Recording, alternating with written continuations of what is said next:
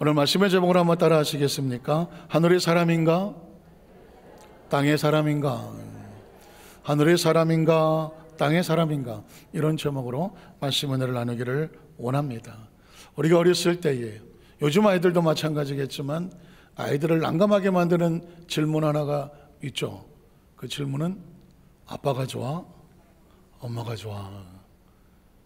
여러분 어떠세요? 자랄 때 아빠가 좋았어요? 엄마가 좋았어요? 엄마가 좋았어요. 예. 아빠한테 혼났다 이제. 사실 뭐 아빠가 좋아 엄마가 좋아 어떻게 대답을 하겠습니까? 다 소중한 분들이죠. 그래서 제법 약삭 빠르고 머리가 돌아가면 둘 다 좋아 그러죠. 살아남아야 되지 않습니까? 둘 다 좋아. 그러면 두 번째 질문, 얼만큼 좋아? 아, 세상에 그만큼 했으면 됐지 말이야. 아무리 어려도 그렇지 얼마큼 좋아? 그걸 확인해야 되겠어요? 그러면 이제 어린아이가 nek 해갖고 하늘만큼 땅만큼, 그 이야기를 꼭 들어야 된다는 거예요. 왜 하늘만큼 땅만큼 그랬을까요? 지금도 마찬가지겠지만요, 어린아이들의 입장에서 볼 때에 생각해낼 수 있는 최대한의 공간과 크기는 하늘이고요, 땅인 거죠. 그래서 하늘만큼 땅만큼 좋다고 손을 벌리고 말하죠. 사실 하늘은 무한한 것처럼 생각했을 거예요. 땅도 무한하다고 생각했죠, 어린 시절에. 근데 여러분 학교를 가서 공부를 하다 보니까 하늘은 무한하지 않습니다. 우주는 시간과 공간의 제한을 받는 제한적인 공간이죠. 땅도 마찬가지입니다.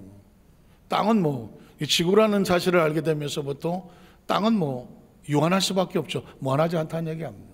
오늘 우리의 머릿속에 가지고 있는 이 하늘과 땅이라는 개념을 성경 속으로 들어가면, 성경은 하늘을 뭐라고 말할까요? 성경에서 말하는 하늘이라고 하는 것은 하나님의 나라를 말합니다. 하나님이 계시는 곳을 말하고 하나님을 말할 때도 있습니다. 영의 나라라고 말하고 시간과 공간을 초월하는 4차원의 나라라고 말할 수 있습니다. 조금 더 헬라어로 말한다면 하나님이 함께 하시는 공간과 시간, 카이로스라고 말할 수 있습니다. 그러니까 성경에 나오는 하늘이라는 단어는 단순한 단어가 아닙니다. 하나님의 나라, 하늘의 나라, 시간과 공간을 초월하는 4차원의 나라, 영의 나라, 그리고 카이로스, 하나님이 함께 하시는 시간과 공간과 그 모든 것을 하늘이라고 말하는 것입니다. 그러면 땅은 뭘까요?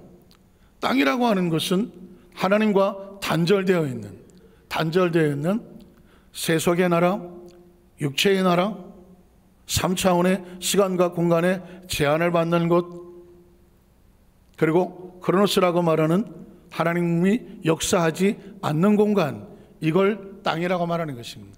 그러니까 앞으로 여러분이 성경을 읽든지 또는 또 말씀을 듣는 가운데 하늘과 땅이라는 단어가 나온다면, 하늘은 하나님을 상징하고 땅은 세상을 상징한다.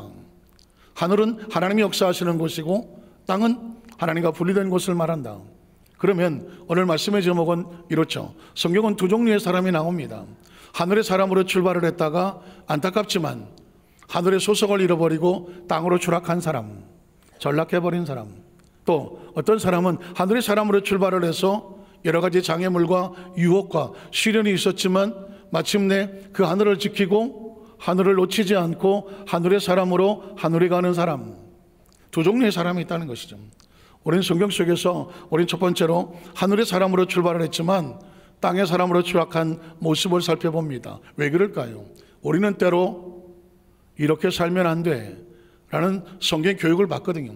교육은 다 이렇습니다. 이렇게 살아야 돼, 아니면 이렇게 살면 안 돼. 십계명도 마찬가지 아닙니까? 이렇게 해, 이렇게 하지 마. 성경은 단순합니다. 인생을 살아가면서 딱 두 가지만 알면 됩니다. 이렇게 하라, 아니면 이렇게 하지 마라. 자, 오늘 성경 속에서 이렇게 하지 마라, 이게 바로 하늘의 사람으로 출발을 했다가 땅의 사람으로 추락하고 전락하는 것입니다. 작은 첫 번째로 아담과 하와는 하늘의 사람으로 창조되었습니다. 한번 따라 하실까요? 아담과 하와는 하늘의 사람으로 창조되었다. 이가 왜 중요하냐면 출신을 알고 있기 때문에. 우리 육체의 고향은, 우리 육체의 조상은 아담과 하와라고 알고 있습니다. 하나님 만드신 첫사람은 아담과 하와입니다.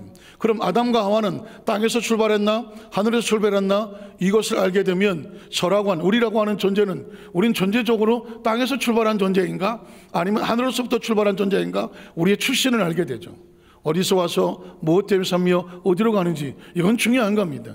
인간이 존재하면서 자기가 어디서 왔는지를 몰라, 무엇 때문에 사는지를 몰라, 이 세상을 떠나면 어디로 가는지도 몰라. 인간으로 왜 태어난 겁니다. 인간의 가장 딜레마는 뭐냐면 자신을 모르겠다는 겁니다.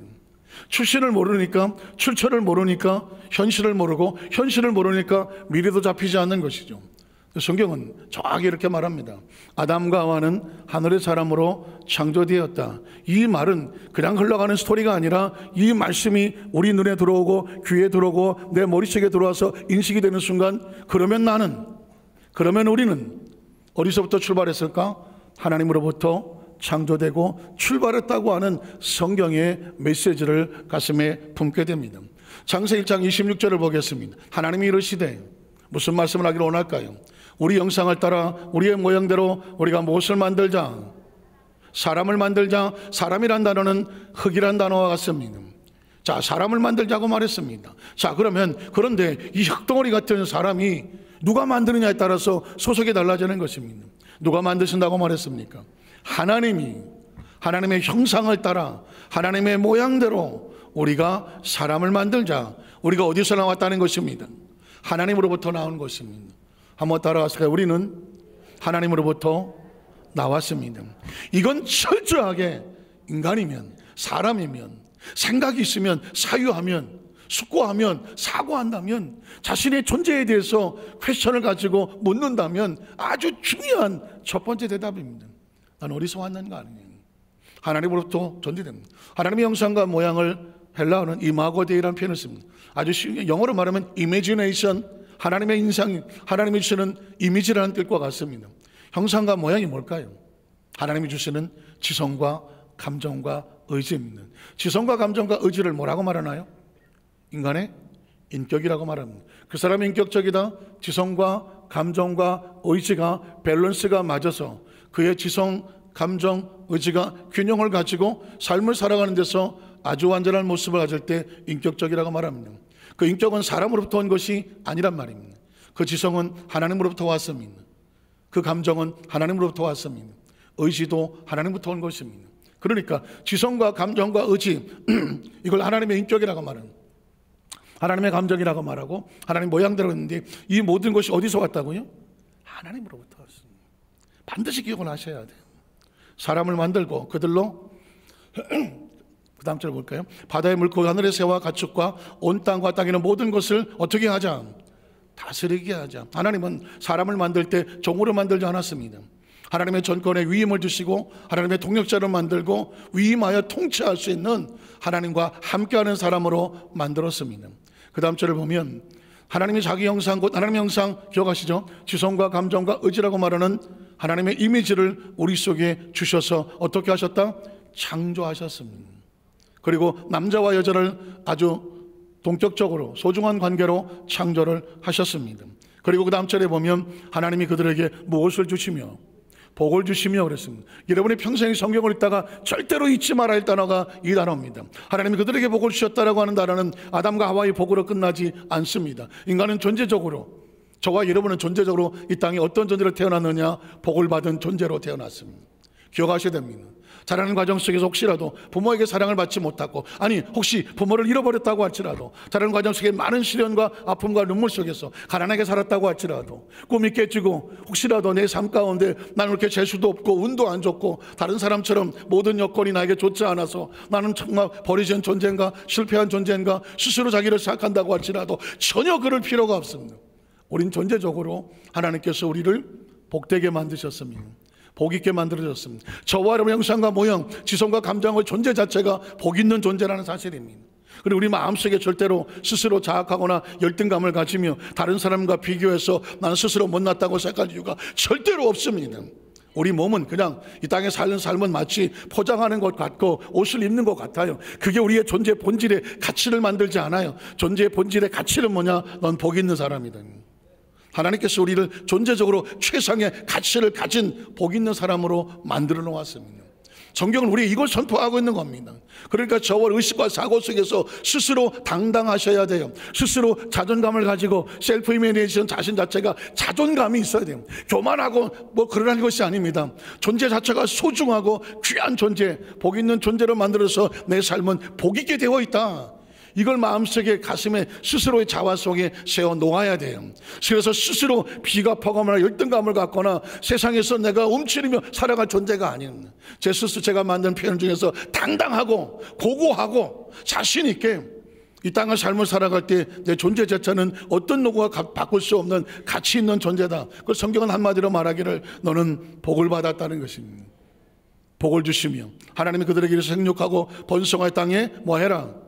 충만하도록 되어 있는 것입니다. 영혼이 잘 되게 되어 있으며 범사가 형통하며 강건할지어다. 누구와 함께하면 하나님의 형상과 모양을 가지고 하나님과 함께하면. 오늘 이 말씀은 저와 여러분의 출처예요. 출신이에요. 왜 명절 되면 해마다 고향을 찾고 부모님을 찾습니까? 뿌리를 찾아가는 거죠. 수고초심이란 여우도 죽을 때는 머리를 자기 굴을 향한 태어난 굴을 향한다. 인간은 본질적으로 자신의 그 본질에 있는 고향을 찾아가기 원합니다. 육체가 그렇습니다. 그러나 우리 영혼의 고향은 어디입니까? 하나님이에요. 하나님. 그 며칠 때 제가 그런 말을 했습니다. 크리스천은 날마다 예배하는 것이 명절이다. 명절이다. 왜? 하나님께로 돌아오니까, 하나님 앞에 있으니까, 예배하니까. 기억하십니까? 예배는 하나님과 함께하는 카이로스 역사하는 최대의 명절인 거예요.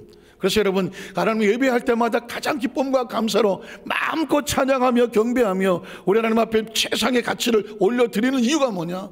예배는 하나님과 함께하는 최대의 명절이라는 것입니다. 하나님 우리를 그렇게 만들어 놓았습니다. 그러나 두 번째로, 작은 두 번째로 보면 이 하나님을 잃어버리면 그 땅은, 그 존재는, 그 생명은 추락하는 것입니다. 창세기 3장 17절에 보니까 아담에게 이르시되 내가 네 아내의 말을 듣고 내가 네 먹지 말라는 나무 열매를 먹었다는 겁니다. 성경 속에서 하나님과 단절되는 목적은, 단절될 수 있는 방법은 하나가 있습니다. 하나님 말을 듣지 않으면 되는 겁니다. 주롭게 말하는 것처럼 하라고 하는 것과 하지 말라고 하는 계명이 있어요. 하지 말라는 것을 하지 않는 것이 크리스찬입니다. 하라고 하는 것을 지키는 것이 크리스찬입니다. 죄는 뭐냐? 하라는 것을 하지 않는 것입니다. 죄는 뭐냐? 하지 말라는 것을 하는 것입니다. 보십시오. 에덴 동산에 하나님께서는 아담과 하와에게 선악과를 먹지 말라, 하지 말라고 말했습니다. 하나님이 그 얘기를 하는 겁니다. 너는 내가 하지 말라는 것을 네 아내의 말을 듣고 했다라고 말합니다. 그러니까 그걸 뭐라고 말하죠? 죄라고 말하는 것입니다. 죄라고 하는 것은 엄청난 위력이 있습니다. 죄가 들어오면 어떤 일이 벌어지냐면 땅은 너로 말미암아 저주를 받고, 땅이라고 하는 것은 아담과 하와의 육신이 나온 고향과 같은 곳이고 육체의 고향이고, 땅은 생육하고 번성하여 충만하게 하는 축복의 공간이었습니다. 그런데 그 땅이 저주를 받습니다. 저주는 뭘까요? 하나님과 단절되는 게 저주입니다. 다르게 어떻게 설명할 필요가 없어요. 하나님과 단절되면 저주라고 말하는 것입니다. 너는 그 평생에 수고하여 그 소산을 먹을 것이다. 땅이 너에게 충분한 공급을 주지 않는다는 것입니다. 그 다음 절에 보면 땅이, 여러분 보십시오. 성경을 읽다가 보면 오늘 땅 얘기를 많이 할 겁니다. 아마 바깥에서 들으면 부동산 강의하나? 그럴지도 몰라요. 그런데 여러분 보십시오. 이 땅이 왜 하나님이 땅을 교성이냐면 인간의 존재 자체는 아담이라는 뜻이 뭐냐면 흙이요 땅이라는 뜻입니다. 그러니까 아담이 범죄하니까 땅이 저주를 받죠. 함께하고는 땅이 저주를 받으니까 땅에서 맺어지는 것이 없는 거예요. 땅에서 살 수가 없게 되어 있는 겁니다. 하나님의 공급이 끊어졌는데 땅에서 살려고 하니까 땅이 공급을 주지 않아요. 그걸 뭐라고 말한다? 저주라고 말하는 것입니다. 자, 땅이 내게 가시던 뿔과 엉겅퀴를 낼 것이라. 내가 먹을 것은 밭에 채소인즉 내가 어디로 돌아갑니까? 흙으로 돌아갑니다. 왜 흙으로 돌아갑니까? 왜 흙으로 돌아갑니까? 하나님께로 돌아가야 될 그 출신 자체가 하나님으로부터 왔던 존재들이 그 영이 죽어버리면, 죄는 영을 죽입니다. 죄로 인해 하나님과 단절이 되어지니까 육체가 남아있는 그 육체를 흙이라고 말하고 땅이라고 말하는데, 같이 사는 땅들이 어떻게 됩니까? 다 저주를 받아서 내가 흙으로 돌아간다. 이건 하나님이 없는 삶을 말하는 것입니다. 땅의 사람을 말하는 것입니다. 그때까지 얼굴에 땀을 흘려야 먹을 것을 먹게 될 것이라는 것입니다. 그러면 하나님과 단절된 땅의 사람으로 살아가려면 어떤 삶이 될까요? 22절 이하를 보면 땅의 사람으로 사는 육체의 사람, 22절을 보겠습니다. 야훼 하나님이 이르시되 보라, 이 사람이 선악을 하는 일에 우리 중 하나같이 되었으니 그가 그의 손을 들어 생명나무 열매도 따먹고 영생할까 하노라. 생명은 하나님으로부터 와야 되는 거고 영생도 하나님부터 주는 거거든요. 그걸 자기 손으로 생명나무 열매를 따먹어서 스스로 영생하려고 하는 것은 하나님의 뜻이 아닙니다. 그래서 하나님께서는 차단을 시키는 겁니다. 인간은 존재적으로 스스로 생명을 만들지 못합니다. 스스로 생명을 연장하지 못합니다. 스스로 그 영생의 일을 어떻게 인간의 능력으로 해낼 수가 없습니다. 생명은 하나님이 주셔야 되는 것입니다. 혹시 여러분 이 지구에 올 때 얼마 주고 오셨습니까? 1억 원? 얼마 주고 왔습니까? 이 지구에 저와를 생명으로 태어날 때 아무도 모릅니다. 어떻게 왔는지도 모릅니다. 방법은 생명을 창조하고 생명을 보내신 하나님 외에 아무도 모릅니다. 스스로 우리 자신도 모릅니다. 이 이야기는 이 땅에 존재하는 생명은 하나님 안에서만 안전합니다. 하나님과 분리되면 그 어떤 존재도 안전할 수가 없습니다. 심지어 성경은 예수님께서 말씀하시기를 죽은 자들은 죽은 자들로 장사하게 라고 말했습니다. 다시 말해서 하나님 밖에 있는 사람은 성경적으로 볼 때 죽은 자라고 그냥 흙이다 라고 말하고 있습니다. 그러니까 하나님 안에 거하는 것을 생명이라고 말하면 하나님 밖에 거하는 것은 땅이요 흙이 될 수밖에 없는 것입니다. 자, 성경에 보면 그 다음 절에 23절에도 아이와 하나님이 에덴 동산에서 그를 내보내요 그의 근원이 된 모를 갈게 하시고 땅을 갈게 하셨다. 아담과 하와는 하나님의 영이 떠나고 나면 그냥 땅인 거예요. 그냥 흙인 거예요. 그러니까 그 땅 속에서 땅으로 돌아가고 땅을 갈게 하시지만 그 땅은 충분한 영향을 주지를 못한다고 말합니다. 24절에 보면 이같이 하나님이 그 사람을 쫓아내시고 에덴 동산 동쪽의 그룹들과 두루도는 물가를 두어 생명나무기를 지키게 하시더라. 인간은 스스로 절대로 영생할 수 없다. 스스로 자기 생명을 공급하거나 지켜낼 수가 없다라는 것입니다. 참 있는 것은 창세기 4장에 보면 가인이라는 이야기가 나오는데 이 가인이 아담과 하와가 불순종해서 에덴에서 하나님의 축복을 잃어버리고 땅의 사람으로 전락해버렸던 것처럼 가인이라는 사람도 하나님의 사람이었습니다. 그런데 그가 하나님과 단절되고 나니까 처참하게 땅의 사람으로 전락합니다. 혹시 가인의 이름을 뜻을 들어보셨습니까? 가인 그러면 자꾸 송가인이 생각이 나서. 그런데 송가인의 이름은 아름다운 여인 좀 되겠까요? 그런데 이런 가인이라니까 인류 최초의 살인자, 가인의 후예에서 살인자의 후예 소설도 있는데 가인이라는 뜻은 굉장히 흉폭할 것 같죠. 이름이 막 무지막지할 것 같잖아요. 그러나 성경에 보면 가인의 이름은 축복된 이름이었습니다. 아담이 그의 아내 하와와 동침함에 하와가 임신하여 무엇을 낳고 가인을 낳고 이르되 내가 누구로 말미암아 야훼로 말미암아 아들을 낳았더니, 그러니까 가인의 이름에게는 하나님의 이름이 있는 거예요. 그러니까 가인은 존재적으로 태어날 때에 하나님의 이름을 가지고 태어났습니다. 하나님으로 말미암아 등남한 사람이에요. 그러니까 가인의 이름은 아주 축복된 이름이었었습니다. 그런데 그 다음 절을 보면 그가 또 가인하고 아벨을 낳았는데 아벨은 양치는 자였고 가인은 농사하는 자였더라. 세월이 지난 후에 가인은 땅의 소산으로 제물을 삼아 야훼께 제단을 쌓고 예물을 드리고 예배하는 사람이었습니다. 그러니까 가인은 처음부터 땅의 사람이 아니었습니다. 하나님의 사람으로 하나님과 연결되어 있었고 예배자였단 말입니다. 그런데 그 다음 절을 보니까 가인과 그의 제물은 어떻게 하더라? 받지 않으시더는, 수천 번도 더 읽었던 성경인데 왜 하나님은 가인과 그의 제물을 거부하셨을까 하는 거죠. 받지 않았다는 얘기는 거부했다는 얘기입니다. 여기서 아주 중요한 예배학이 나오는 겁니다. 예배는 하나님이 주권자이신 겁니다. 예배를 받고 안 받고는 나에게 달려있는 것이 아니라 누구에게 달려있을까요? 하나님에게 달려있습니다. 가인은 예배를 형식으로 가지고 드렸습니다. 그런데 하나님 보시기에 그 예배는 형식은 있었지만 마음이 없었습니다. 하나님께서 원하시는 예배는 신령과 진정의 마음을 원하는 겁니다. 기억하십니까? 전 이 말씀 앞에서 우리 여도소 한사교회 모든 성도들에게 도전을 하는 겁니다. 사랑하는 성도 여러분, 땅의 사람들, 예배를 잃어버린 사람은 이런 얘기를 할 이유도 없습니다. 그들은 듣지도 않습니다. 근데 저와 여러분은 하늘의 사람이잖아요. 예수님을 구주로 믿으시면 아멘 하시기 바랍니다. 평생을 예배자로 살아왔잖아요. 그런데 이 예배가 하나님께서 받으시고 하는 예배인가? 아니면 하나님께서 그와 그 예배를 받지 아니하시고 라는 예배인가? 이건 굉장히 중요한 겁니다. 왜냐하면 저도 평생을 예수를 믿고 평생을 예배자로 살아왔습니다.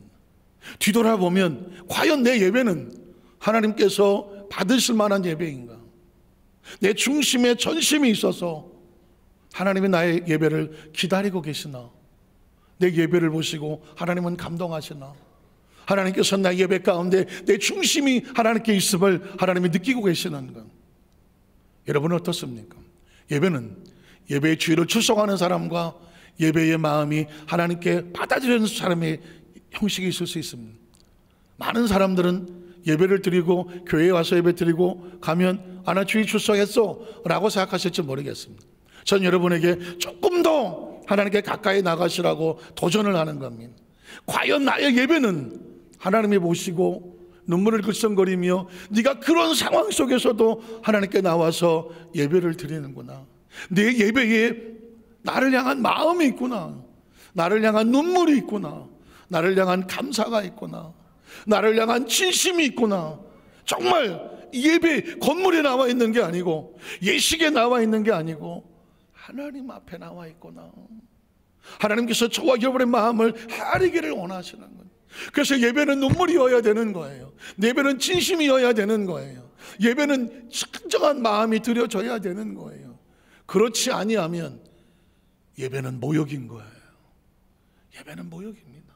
진실과 진정이 아닌 예배는 하나님 앞에 나와서 죄송한 얘기지만 딴짓을 하고 딴 마음을 가지고 형식적이고 마음이 없고 생각이 없는 예배에 앉아있다고 하면, 누군가 여러분하고 같이 만나는 사람이 나하고 지금 1대1로 만나 있는데 나에게 관심이 없고 내 이야기를 듣지 아니하고 그저 나에게 조금도 관심이 없으면서 예의상 나와서 앉아있으면서 그 자리를 빨리 피하고 싶으며 그 예배의 조치에 여러분이 집중하지 않는다고 하면, 그러면 여러분은 어떻게 생각하시겠습니까?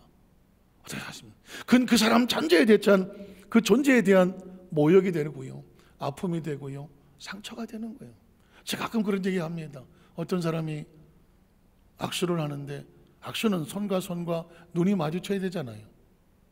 그 제가 미국에서 그 선교사 하면서 그 이제 어느 비행장에서 같이 이제 내려서 만났는데 진짜 반가운 사람이었어요. 예의를 당해서 손을 내밀었는데 그분은 이렇게 하고 손은 저한테 내밀었는데 얼굴은 딴 사람 쳐다보더라고요. 얼굴을 보니까는 앞면이 안 보이고 옆면이 보이더라고요. 그때 제가 얼마나 당황했는지 몰라요. 처음 겪어보는 일이에요. 어떤 사람하고 악수를 했는데 그 사람이 나에게 손을 내밀었는데 안녕하세요. 안녕하세요. 그때 처음 받은 충격은 이 사람은 나에게 진심이 아니구나. 지금도 안 잊어버려요. 진심이 아니구나. 진짜 오래간만에 만나서 악수를 했는데 그 사람은 나에게 관심이 없었어요. 다른 사람에게 뭐 이렇게 하느라고 바빴어요. 저는 이제 그 얘기를 하는 겁니다. 저와 여러분 앞에 나와서 예배했는데 수십 년을 드리고 횟수로 따지면 뭐 수만 번도 더 될 수 있는 그 예배, 전 여러분에게 오늘 마음의 도전을 한번 하는 겁니다. 난 하나님 앞에 이렇게 예배하지 않나. 하나님 예배 왔어요. 하나님 집중이 아닌 건 아닌가.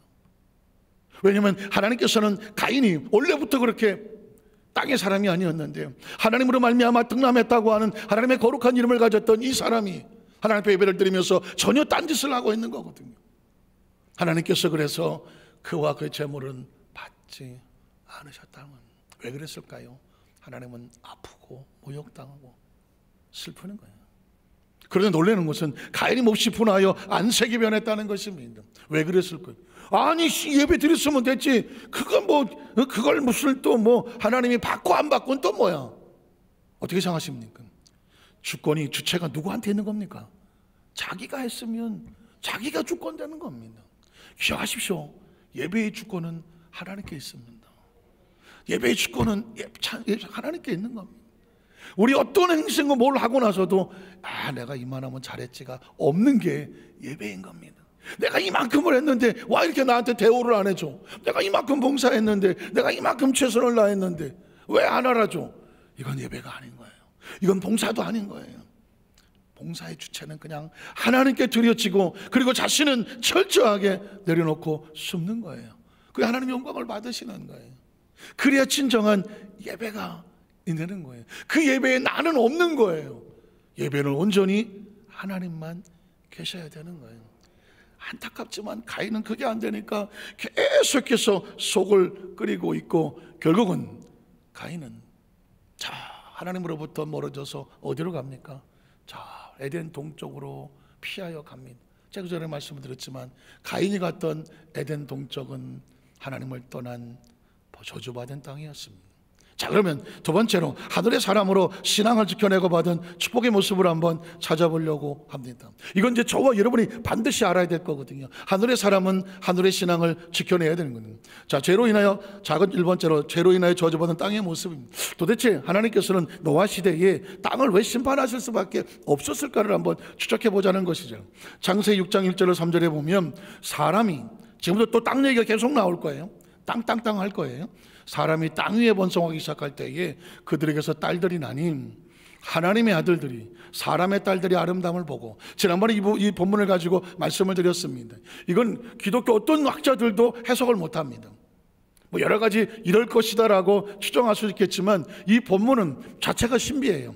하나님의 아들들이 사람의 딸들이 아름다움을 보고 자기들이 좋아하는 모든 여자를 아내로 삼았다. 이게 심판의 빌미가 되는 거거든요.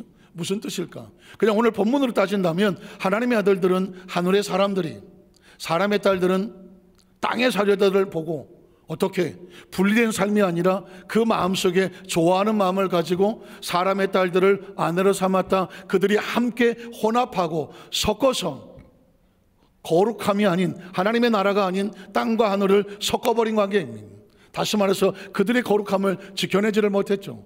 그 결과 어떻게 됩니까? 그 다음 절을 보면 하나님께서 이러시되, 바로 나오는 본문입니다. 나의 영이 영원히 사람, 그 사람이 뭐예요? 하나님의 사람이 세상과 섞어여서 하나님의 자리를 잊어버렸던, 하늘의 사람을 잊어버렸던 그 사람과는 다시 함께하지 않겠다고 하는 것입니다. 그 영이 떠나고 나면, 하나님의 영이 떠나고 나면 그들이 뭐가 남아요? 육체가 된다고 말합니다. 육체는 다른 말로 흙이요, 다른 말로 땅입니다. 자, 그 다음 절을 보면, 자, 11절, 그 다음, 그러나 그들의 날은 100이 좀 되고, 11절에 보면 그때 또 땅 나오죠. 온 땅이에요. 땅은 지면을 말할 수도 있고, 하나님의 영이 떠난 세상을 말할 수도 있고, 하나님의 영이 떠난 인간을 말할 수도 있습니다. 인간도 땅이에요. 우리 죽으면 땅 됩니다. 혹시 아십니까? 육체는 죽으면, 흙으로 돌아가면 흙은 뭐예요? 땅이지 뭐. 우리 땅 돼요. 자, 그때 온 땅이 하나님 앞에 부패하여 포악함이 땅에 가득하더라. 땅이 부패하다, 세상이 부패하다, 육체가 부패하다, 그런 땅에 가득하더라. 그 다음 절에 보면 하나님 보신 즉 또 뭐가 나와요? 땅이 나와. 무슨 땅? 부패한 땅. 부패한 땅은 하나님의 영이 떠난 땅. 이는 또 땅에서 모든 늙은 자의 행위가 부패했어요. 하나님의 영이 떠나면 땅은 절대로 거룩할 수가 없어요. 저와 여러분이 마찬가지입니다. 우리가 예수를 믿는 하나님의 나라가 우리 속에서 예수가 떠나면, 예수를 믿는 신앙이 떠나면 우린 땅으로 전락하고 흙으로 전락하고 부패하여 세상의 죄 속에 살 수밖에 없어요. 자, 그 다음 절에 보면, 그래서 하나님이 노아가 그러실 때 모든 늙은 자의 포악함이 어디에 가득합니까? 땅에 가득해요. 땅에 가득함으로 그 끝날에 내 앞에 이르렀으니 내가 그들을 모아 함께 이 땅과 함께 말하겠다고 말합니다. 이 부패한 것들을 땅과, 이 땅이라는 흙을 말하고 세상을 말하고 하나님이 없는 죄의 육신을 말하는 것인데, 땅과 함께 멸하리라. 그 다음 절을 보면 야훼께서 사람의 죄악이 세상에 가득함과 그의 마음으로 생각하는 모든 계획이 항상 악할 뿐임을 보시고, 어디에 또 뭐가 나와요? 또 땅이 나와. 땅 위에 사람 지으셨음을 모아사 한탄하사 마음에 근심하시고, 또 이르시되 내가 창조한 사람을 내가 지면에서, 지면을 다른 말로 지면의 땅에서 쓸어버리되 사람으로부터 가축과 기는 것과 공중의 새까지 이르니 이는 내가 그것들을 지었음을 뭐하는 거예요? 한탄함이라 하시더라. 자, 그 다음 절들 보면 내가 홍수를 어떻게 일으킵니까? 땅에서 일으킨다고 말했습니다. 그러니까 이 심판은 어디서부터 오느냐면 땅이 심판을 받을 만하고 심판은 땅에서 이렇게 생겨지는 거예요. 사실은 하나님은 심판하지 않아요. 하나님은 심판하지 않아요. 땅이 스스로 심판을 자초하는 거예요. 그래서 무릇 생명의 기운이 있는 모든 육체를 천하에서 어떻게 된다? 멸절되어진다고 말씀하고 있는 것입니다. 심판의 의미는 딴 게 아닙니다. 땅에 있는 것들이 다 죽으리라. 하나님과 단절되어 하나님의 영이 떠나간 그 땅의 사람들, 육체의 사람들, 육체의 삶은 어떻게 되느냐? 마지막은 다 끊어질 수밖에 없다는 것입니다. 여러분, 지금의 세대를 지난번에 말씀드렸는데 인류의 마지막 종말의 시계를 혹시 여러분 인터넷 같은 데 쳐보시면 세계 종말의 시간이라고 있습니다. 시계도 있습니다. 세계 종말의 시간. 지금이 몇 분 전인지 아십니까? 시고 종말 5분 전, 3분 전, 2분 전. 2023년 마무리 지었을 때에 2024년을 출발하면서 지구 종말은 90초 남았다고 그랬습니다. 90초는 얼마예요? 1분 30초 남았다는 것입니다. 아마도 조만간에 60초 남았다고 할 겁니다. 조만간에 30초 남았다고 할 겁니다. 왜냐하면 이건 성경에서 말하는 이야기가 아닙니다. 기독교 학자들이 말하는 게 아니란 말입니다. 세계 미래학자가 말하는 것입니다. 기후가 그렇고 식량이 그렇고 전쟁이 그렇고 인간의 오염된 것이 그렇고 이 모든 돌아가는 것이 앞만 봐도 인간이 이 지구를 관리하기에는 한계를 넘어버렸다는 것입니다. 그래서 이제는 이 지구가 스스로 멸망하고 인류의 종말할 때까지 기다리고 있는 시간이 90초 남았다. 물론 딱 1분 3초가 남았다는 것이 아니라 그만큼 12시에 더 가까이 오고 있으니까 지금이라도 정신을 차리고 환경을 바꾸고 여러 가지 모든 식량의 여러 가지 구조를 바꾸고 전쟁의 무기들을 하고 모든 것들을 스스로 제어하지 않으면 이 지구는 곧 폭발한다, 이런 이야기와 같은 것입니다. 그런데 마찬가지입니다. 크리스찬들은 이런 상황 속에서 우리의 신앙은 과연 당장 90초 후에 지구가 멸망한다, 이런 관점에 있을 때 나는 어떤 마음으로 살아갈 것인가? 이게 크리스찬의 마음이거든요. 마지막 시대 크리스찬은, 제가 오늘 노아에 대해서 얘기를 하는 이유는 노아를 떠날 수가 없어요. 노아를 본문을 가지고 세 번째 주제를 설교를 하고 있는데 노아를 떠날 수가 없는 게 이 시대가 노아 시대와 같아요. 땅이 부패하고 세상이 부패하고 영혼이 부패하고 사람들이 하나님으로부터 계속 분리되어 나가는 엄청난 이 타락 속에서 크리스찬들은 어떻게 살아야 되느냐고요. 그 시대 속에서 유일하게 하나님의 눈에 들어왔던 사람이 노아라는 것입니다. 전체 마음의 절박하기를 여의도 수목안산교회 성도들, 이 예배 가운데 나와서 말씀을 듣는 성도들, 나중에 영상을 통해서라도 어떻게 또 이 말씀을 듣는 성도들에게는 노아와 같이 하나님 그 시대에서 벗어나서 하나님의 품 안에서 하나님의 생명 속에서 도도하게 하늘의 사람을 지키는 성도들이 되게 하여 주시옵소서. 이게 저의 처절한 부르짖음이고 저의 기도이고 오늘 말씀의 메시지와 같아요. 오늘 하늘을 바라본 하나님의 사람을 찾아보고 말씀을 마칩니다. 창세기 6장 8절에 보면 6장 8절에 그러나가 나옵니다.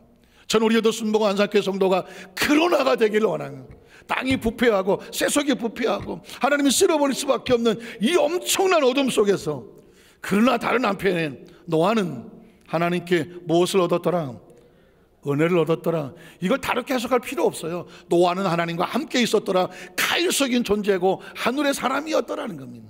또 그 다음 절을 보면 9절도 보니까 이것이 노아의 족본이라. 노아는 의인이요 당대 완전한 자라. 그는 하나님과 뭐 했다? 동행했다. 분리되지 않았다. 하늘의 사람이다. 영의 사람이다. 4차원의 믿음을 가진 사람이다. 카이로스 사람이라는 것입니다. 이 사람만 살아남는 겁니다.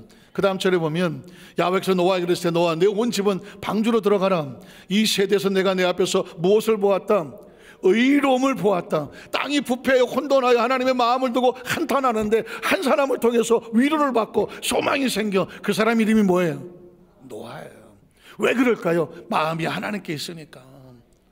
우리 여도수 만석의 성도 여러분에게 오늘 이 땅에 교회 많아요. 예배도 다 드리고 있을 거예요, 주일이니까. 그러나 교회는 예배만 드리는, 예배라는 어떤 형식에 갇혀 있지 않습니다. 이 험악한 세상에서 우리가 하나님 앞에 의로운 마음을 가지고 하나님 보시기에 인정받는 삶, 그게 예배 자리에 있는 거예요. 그렇게 되자고 오늘 말씀을 들으며 이 말씀을 외치고 있으며 여러분의 말씀을 가슴에 새기셔야 되는 거예요. 왜냐하면 하나님의 눈에 지금 한 사람밖에 안 보여요. 노아밖에 안 보여요. 전 하나님, 우리 여도수 만삭교회 성도들이 하나님의 눈에 꽂히게 하여 주시옵소서. 오늘 메시지는 그걸 외치고 있는 겁니다. 그 다음 절에 보면 하나님 노아에게 명하시더라 암소 도시 노아와 이게 나와 방주로 들어갔으며 지면의 모든 생물을 쓸어버리시는 곧 사람과 가축과 기는 것과 공중의 새까지니라. 그리고 이들은 땅에서 쓸어버리심을 당했을 때 오직 노아와 그와 함께 방주에 있던 자들만 뭐 했더라? 어떻게 남았더라? 살아남았더라. 노아와 함께 했던 자들만 살아남았어. 이유가 뭘까요? 노아가 누구랑 같이 있었으니까, 하나님과 함께 있었으니까. 여러분 이 명절 동안에 가족들과 손주들 다 만나니까 좋잖아요. 왜 내가 신앙생활에 성공해야 되는가? 나와 함께한 자가 다 하나님 안에서 살아남아야 되잖아. 내 자식들이, 내 자손들이, 자자손손의 손손들이 살아남아야 되잖아. 이유가 뭐예요? 노아가 하나님과 함께 있으니까 그의 함께한 자가 살아남더라고. 저와 이런 하나님과 함께해야 우리와 함께한 자들이 살아남는 거라고요. 그 다음 절을 보면 노아가 야훼께 제단을 쌓고 모든 정결한 짐승과 모든 정결한 새 중에서 제물을 죄 번제로 제단에 드렸더니 노아 하나님께서 향기를 어떻게 하시고 받으시고요. 가인과 그의 제물은 받지 않으시고 했어요. 예배에 실패했던 가인과 그때 뭐 가인의 자식들이 있었는지 모르겠지만 어쨌든 그 가인과 그 자손은 하나님으로부터 단절돼버린 거예요. 하나님부터 멀어진 땅의 자손으로 전락해버린 것입니다. 그러나 노아의 그 제사는, 그 예배는 하나님께서 받으셨어요. 그리고 그와 함께한 자가 모두가 살아남았어요. 그 중심에 이르시되 내가 다시는 사람으로 말미암아 땅을 저주하지 아니하는다. 하나님의 축복이 회복이 되어지는 것입니다. 그 다음 절에 보면 이는 사람의 마음이 계획한 바가 어려서부터 악함이었더라. 내가 전에 한 것 같이 이 모든 생물을 다시는 멸하지 않겠다. 노아와 함께 새롭게 출발하는 세대예요. 또 그 다음 절에 보면 하나님이 노아와 그 아들들에게 무엇을 주시고 복을 주시고 그들에게 이르사 생육하고 번성하여 땅에 충만하라. 이거 어디서 들었나요? 아담과 하와를 처음 만드셨을 때 하나님의 사람들에게 축복하시는 거예요. 예수님을 그지로 믿으시면 아멘 하시기 바랍니다. 이 고백이 중요한 것은 우리는 세상의 사람이 아니야, 땅의 사람이 아니라 하늘의 사람이에요.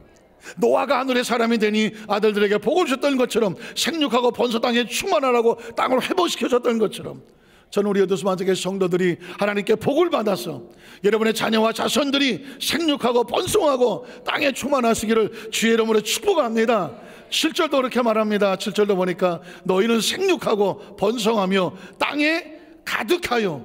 그 전의 땅은 부패한 땅이었지만 이제 하나님 새롭게 만든 땅은 축복의 땅입니다. 기적의 땅이 되고 치료의 땅이 되고 번성의 땅이 되는 것입니다. 땅에서 가득하여 그 중에서 번성하라 하셨더라. 사랑하는 성도들, 말씀을 정리합니다. 신앙은 낭만적이 아닙니다. 나 교회 다녀, 신앙이 아닙니다. 신앙은 처절한 전쟁입니다. 여러분 찬송으로 십자가 군병들 하지 않습니까? 왜 신앙생활에 십자가 군병이 왜 나옵니까? 신앙은 전쟁입니다. 죄와 싸우는 겁니다. 유혹과 싸우는 겁니다. 악과 싸우는 것입니다. 나태와 싸우는 겁니다. 게으름과 싸우는 겁니다. 불신앙과 싸우는 겁니다. 세상의 달콤함과 싸우는 겁니다. 편안함과 싸우는 겁니다. 돌아서는 겁니다. 세상의 풍조가 나날이 갈리고 세상의 세태가 그렇다고 할지 도도하게 돌아서서 나는 저 사람의 아들들이 세상의 딸들을 사랑하여 그들의 좋은 것을 취하였다 하는 세상에서 벗어나서 꼿꼿하게 하나님 앞에 하나님 길을 걸어가는 겁니다. 당대에 하나님과 동행했던 노아와 같이, 의롭다고 인정받은 노아와 같이, 하나님 말씀에 순종한 노아와 같이. 그게 나를 살리는 길이고 우리 자식을 살리는 길이고 우리 자손들을 살리는 거거든요. 저는 우리 어이도스 만삭교회 모든 성도들이 나나 예수 믿는 것을 끝나지 않냐고 여러분의 자자손손에 하나님 노아와 같이 그 모든 생명을 살리는 축복의 방주가 되시기를 주님의 이름으로 축원합니다. 기도하겠습니다. 하나님 아버지 감사합니다.